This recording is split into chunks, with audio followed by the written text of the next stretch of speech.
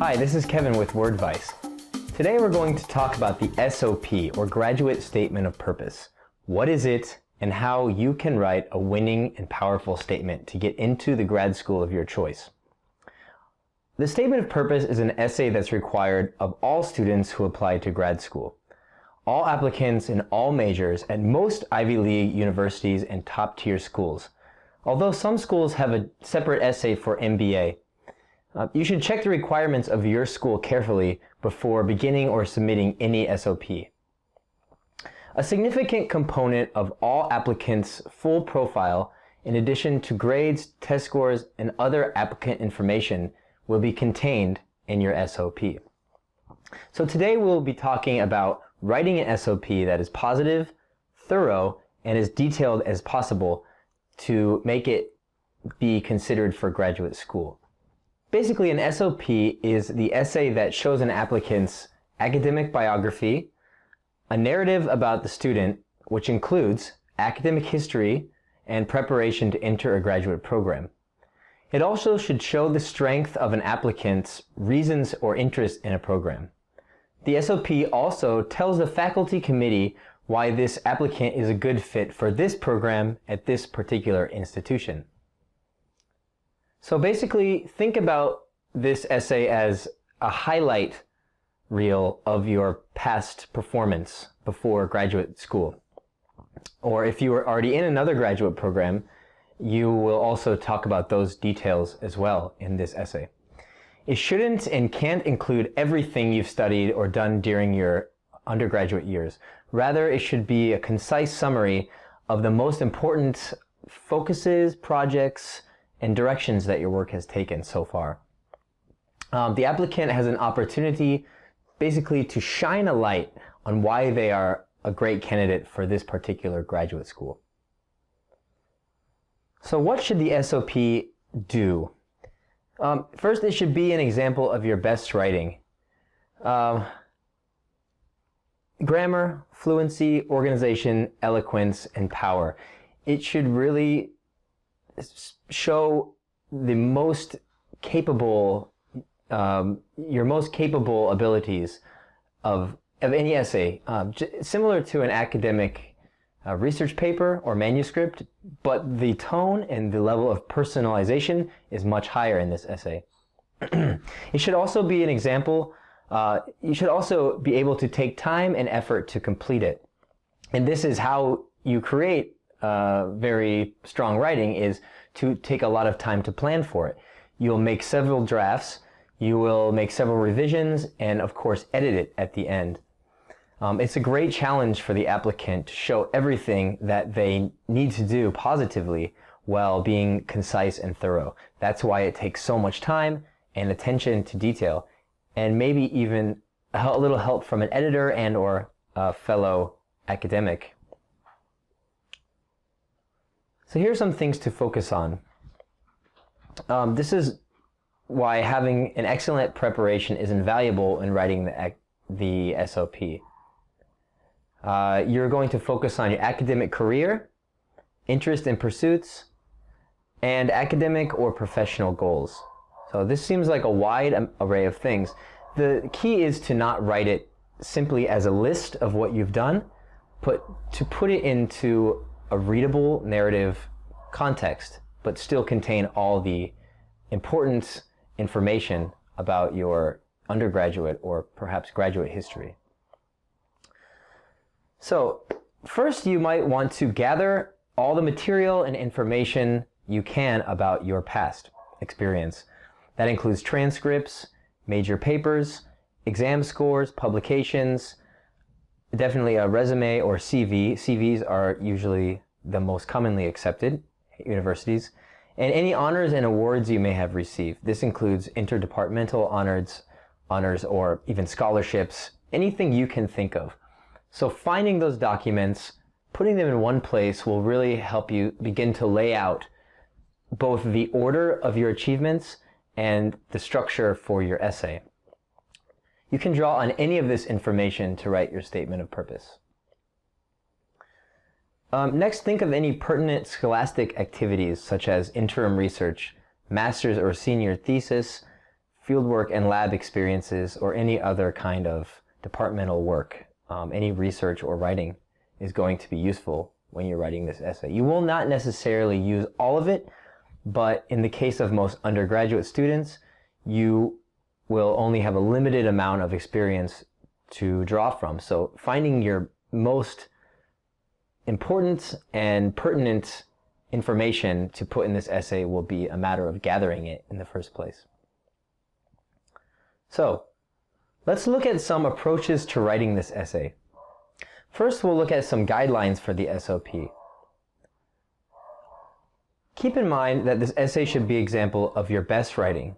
Should be free of errors, formal and yet personal. So what does that mean exactly? Well, think of a time when you've written a letter to someone that was higher in position to yourself, perhaps an employer or a manager or a professor who you wanted to get a letter of recommendation from. So you want to both endear yourself to that person, but also show them that you are professional and that you have all of the mature academic attributes of the graduate student. It should also be written in active voice. Unlike research papers, which are often written in the passive voice, an active voice gives a stronger impression and makes a more personal connection between the reader and the author. You also want to show your competence and ability. Show that you have the skills, experience, and attitude to start strong and succeed in this particular area of study that you have chosen.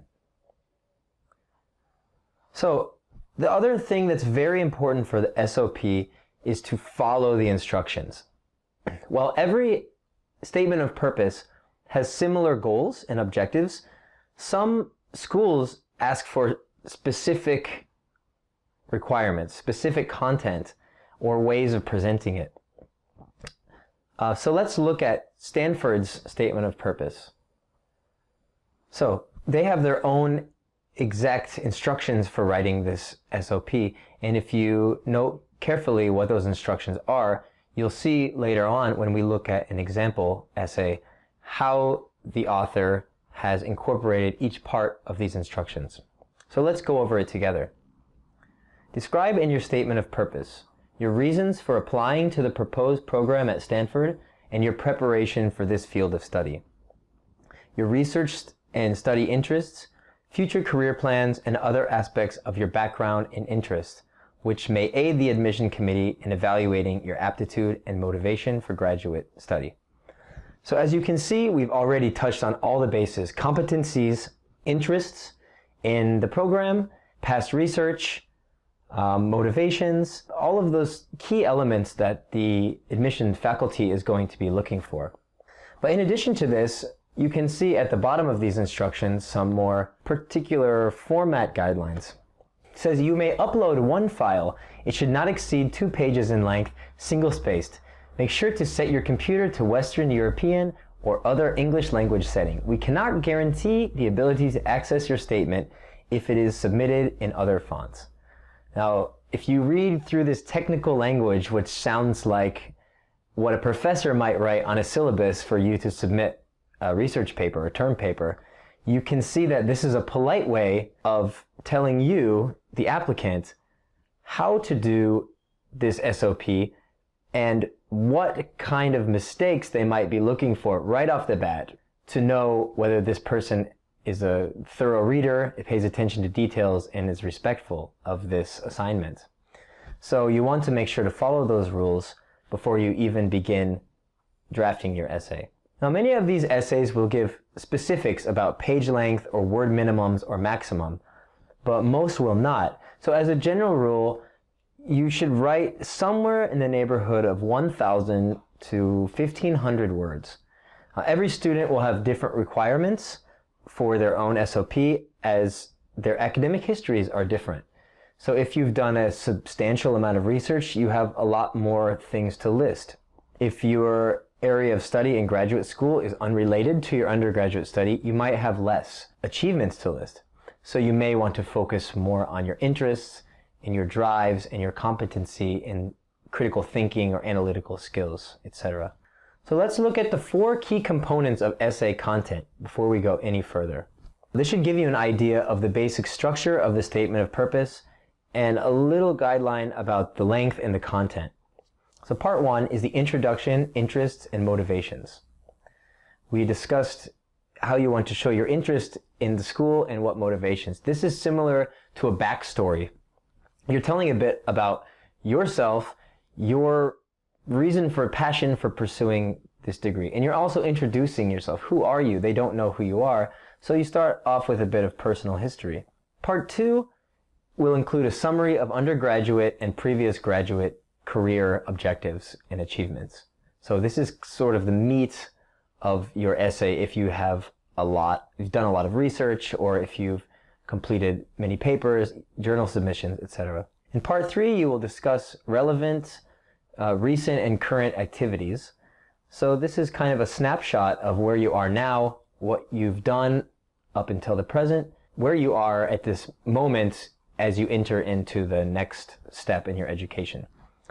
Part 4, you will elaborate on your academic interests. This is where you can add a bit of panache and style. Talk about what these interests will do for you in the future, what you plan to do with them, whether it's go into a PhD program or attend a higher level of research, a practicum perhaps, or what you want to do as a career. And this is also where you can talk about how the specific school, Stanford for instance, meets your requirements for a good graduate school. You can actually show your knowledge here about what you know, the research that you've done, and show the graduate faculty that not only are you an experienced and competent student and researcher, but you also know your stuff as far as the politics of the school environment and the content in that environment. And the more you know about that school, the greater fit you will be for that program. So now let's take a look at a sample SOP essay that was written for Stanford University for the computer science department. Now before we look at this essay, you should keep in mind that these same components can be applied to any SOP for any top tier school. So in paragraph 1, the student has written their introduction and intended program. They first start off with a personal pronoun, I, right? And we remember that I can be used, I, me, my, our, to personalize their essay, to show that it affects these research experiences, these educational experiences, backgrounds are part of who they are, because they are a person entering this institute and not only just a researcher, but a human being. So they talk about where they're going to apply. They identify Stanford, the PhD program in computer science, and more specific parts of the program: theoretical computer science, design and analysis of approximation algorithms, combinatory and complexity theory.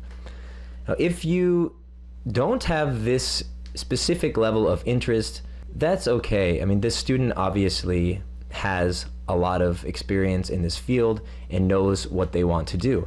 But if you're going into a science or even humanities field and you're not sure about what you would like to study, you can focus more on your motivations rather than the specialization of this program. But if you do know what you want to study in great detail, this sends a message to the graduate faculty that you are prepared to do something with this knowledge after leaving the university. So after the introduction, this student moves on in paragraph 2 to their interest and motivations. And we should be aware that every slide is a paragraph. These are separated. If we could see the entire essay by itself, you could note that each idea is separated into a different block of paragraph. And that doesn't mean that you have to have each paragraph be one key component, but that every paragraph is a separate idea. So you can write in greater detail about a research experience. You can also write about your interests and motivations throughout your essay while you talk about these research experiences. And that is what this applicant has done. So they start this with key language. My interest in mathematics goes back to the time I was at school. So they've started introducing their background a bit here. which we remember is one of the key components. They talk about where they're from, having represented India at the International Mathematical Olympiad. So again, already they've introduced those key materials such as awards and recognitions in the second paragraph of their essay, and they will continue to do that throughout this essay. They use key terms that associate with this program, this field of study: discrete mathematics, combinatory and graph theory, etc. And they talk about the intensive training programs. So they've hit on a number of elements that you want to include into your SOP essay just in this one paragraph. Now in paragraph 3, this applicant continues with the summary of their undergraduate career. And again, they talk about my exposure to computer science began. So this tells the reader that they're going to give more of a history about their educational experience. They use positive language. The excellent facilities have given me a firm background. So they're highlighting the positive benefits of this university, which signals to the graduate faculty that this person is grateful and will make great use out of the facilities at a given institution. And they go on to discuss more specific terms related to their major, such as discrete structures, data structures and algorithms, theory of computation. So if you have specific courses or areas of interest that you have taken classes on or done research in, this is the place in this kind of paragraph to go into great detail about that knowledge that you've gained. In paragraph 4, they discuss current and recent activities. So you notice key language, recently. They're going to take a snapshot of what they've been involved in within the last year or two, showing exactly the kind of research that has made them prepared for this graduate school. So they talk about not only their experiences, but the content itself, the Markov chain. So this person is demonstrating not only their personal encounter with the area of study, but that they understand the current research being conducted. And again, you might not have this level of experience in research or study, and that's okay. If you want to write a paragraph about 1 or 2 classes that you were intensely interested in, it doesn't have to be on this high level of research knowledge. You can focus it more on your motivations and what you got out of those classes. Paragraph 5 simply continues that focus on interests and connections with this graduate program. Again, they affirm that they should pursue a career in research and teaching. So that signals to the graduate faculty that they have a plan after university. So what is their goal? Well, they've stated it right here in the first sentence. So everything after this first sentence is going to be backing up that main idea. So they talk about their experiences with teaching as a tutor and a lecturer in student workshops, which have evoked favorable responses, so positive language throughout. I believe that I have the capacity to make the commitment and accept the challenges that a career in research involves. So they're showing both that they are motivated, interested, but also aware of the challenges of higher level education. And this is something that is going to constantly remind the reader that you are ready for what you're applying to. In paragraph 6, we can sort of summarize this by saying it's further in-depth focus on the research experience. So in all of these paragraphs, you'll notice that there's a strong introductory sentence for which all of the other sentences afterwards are supporting arguments or more detailed explanation. So this whole paragraph is going to be about the summer training at TIFR. Paragraph 7, this applicant talks about how this specific program will help further their interest and studies. So this is the good fit component of the essay. So they talk about, in general, a good research career can only be built above the firm foundation of a good education. Wow, this sounds like a philosophical platitude or position. So all these other arguments are showing how they are building a good research career. Why is Stanford a good place for them to do that? Why are they a good fit? To accomplish that, they talk a little bit about what is good about Stanford. So they say it has excellent infrastructure facilities and research opportunities. They posit that it has a stimulating academic environment and that there are distinguished faculty. So this student is kind of praising the institution, and any reader who works at an institution that someone is praising will be happy to hear that, to show that they have a positive feeling specifically about their institution. At the end here, we have language. I am confident. Confidence is a key throughout this. The student has shown, not only told, shown their confidence and their competency through the details of their research, and now they are telling the faculty explicitly, I am confident that I would be able to make a positive contribution. Positive language, positive contribution. So let's go to the final paragraph, which is both a conclusion and a commitment statement for this university. So again, the first sentence summarizes everything they've talked about before. So having decided that I will engage in the pursuit of a career in research, I'm fully aware of the implications. So they've already shown why they've decided that. They don't have to introduce something new. They don't have to go into greater detail here, which is why the conclusion is so short and concise. But they do show that they are aware of the difficulties that this will bring for them, what they will need as a person. They will need dedication, resilience, and resolve. Many students who apply to grad school simply aren't ready for the level of commitment and dedication and resilience that this applicant is saying that he or she is ready for. So by calling attention to the difficulties that you've anticipated, you're signaling to the reader that you understand that this isn't just a next step in education. It's a great leap that requires a lot of commitment and a lot of time spent thinking about what you will need. And the very last sentence is just a warm and confident salutation. So I look forward to a long and mutually beneficial relationship with Stanford University. Seems simple, but there's a lot here. So they don't ask, please let me get into your university. No, they confidently state, I look forward. That basically is saying that they already have shown their competency, they've shown why they should be accepted, and therefore they're simply waiting to be accepted. So it's a very confident and positive way to say, look at me, I've just demonstrated to you my abilities, so now it's your turn to accept me. And this term, mutually beneficial, again, you're not just showing how you're good for the institution or how the institution is going to help you. You're saying it's beneficial for both of you. By allowing you to be part of this institution, this program, Stanford University stands to benefit and I stand to benefit. And so therefore, the best thing you can do is to allow me into your university. So this is an example of a strong, confident, but yet also very positive statement of purpose. Before we go, let's take a look at some essential tips and guidelines for this essay that you want to keep in mind so you can present the best, most thorough SOP to the graduate faculty. Remember that what the admissions committee will read between the lines is self-motivation, competence, and potential as a graduate student.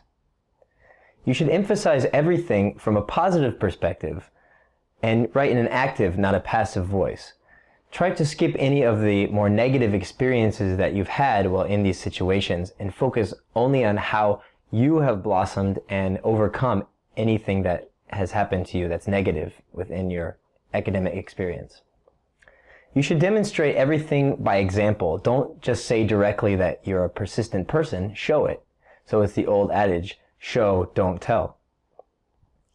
If there's something important that happened to you that affected your grades, perhaps poverty, illness, excessive work, you're entitled to write about that.